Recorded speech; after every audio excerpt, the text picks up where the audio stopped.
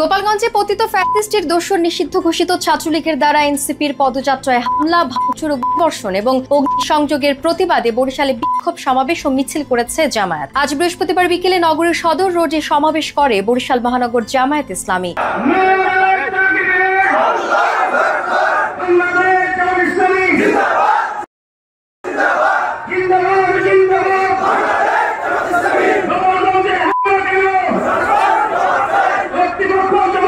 সমাবেশে নেতৃবৃন্দ বলেন, ১ জুলাই থেকে নতুন বাংলাদেশ গড়তে এনসিপি সারা দেশে পদযাত্রা শুরু করেছে। গোপালগঞ্জের কর্মসূচিকে বানচাল করতে আওয়ামী লীগের দোসররা ন্যাক্কারজনকভাবে সেই কর্মসূচিতে হামলা করেছে। এর মাধ্যমে আবারও প্রমাণ হয়েছে আওয়ামী লীগ একটি সন্ত্রাস লীগের নাম। এরা কোনো রাজনৈতিক ছাত্র সংগঠন, রাজনৈতিক দল হতে পারে না।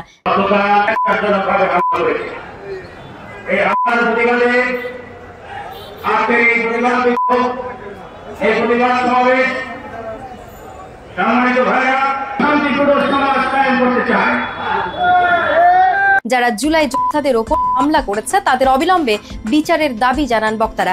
একই সাথে সকলকে ঐক্যবদ্ধ থাকারও আহ্বান জানান নেতৃবৃন্দ।